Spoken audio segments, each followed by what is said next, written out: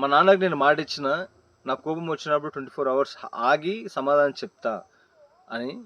నేను 24 అవర్స్ తర్వాత దీనిపైన ఏం డిసిషన్ తీసుకుంటా అనేది మీకు చెప్తా అని చెప్పి గుర్జీఫ్ అక్కడ నుంచి వెళ్ళిపోయాడు.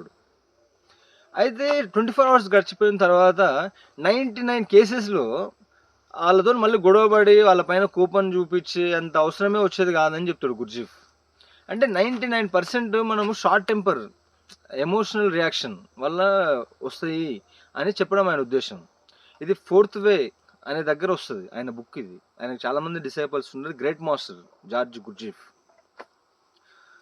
ఆ 4th వే అనే బుక్లో ఈ 24 అవర్స్ ప్రామిస్ అనేది దాని గురించి చెప్తారు ఆయన డిసైపుల్స్కి. అయితే ఈ 24 అవర్స్ గడిచిన తర్వాత అసలు ఏం జరుగుతుంది మిరాకిల్, అప్పుడున్న కోపం ఎందుకు వెళ్ళిపోతుంది అని అంటే, most of the time human యాక్షన్కి రియాక్షన్ చేస్తాడు బేవోషిలా. కాన్షియస్ యాక్షన్ చేసేటోడు ఓషిలో ఉన్నోడు చేస్తాడు. అది దానికి 24 అవర్స్ ఆగే అవసరం కూడా లేదు యాక్చువల్లీ. ఇప్పుడు నీ కోపం వచ్చింది, నువ్వు వెంటనే దానికి రెస్పాండ్ అయినావు, నువ్వేదో చేసినావు యాక్షన్, అది రియాక్షన్. ఎందుకు అంటే వాడు చేసింది యాక్షన్. అక్కడ నేనేదో తిట్టడము, అవమానించడము, లేకపోతే నీ పైన ఏదో నింద చేయడము, లేదనంటే నీకేదో అన్యాయం చేయడమో చేసిండు, నీకు తద్వారా కోపం వచ్చింది. అంటే వాడు చేసింది ఏంటిది యాక్షన్. అది నీ సైడ్ నుంచి, నీ సైడ్ నుంచి నువ్వు వెంటనే రెస్పాండ్ అయితే ఏమవుతుంది, అది వాడి యాక్షన్కి నీ రియాక్షన్.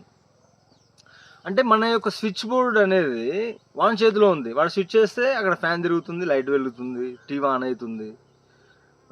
వాడు స్విచ్ ఆఫ్ చేస్తే లైట్ ఆఫ్ అవుతుంది, ఫ్యాన్ ఆఫ్ అవుతుంది, టీవీ. అంటే మన యొక్క కంట్రోల్ అనేది వాని చేతిలో ఉంది. ఇది ఎప్పుడు యాక్షన్కి రియాక్షన్ అయితే, కానీ కాన్షియస్ యాక్షన్ వేరు మళ్ళీ.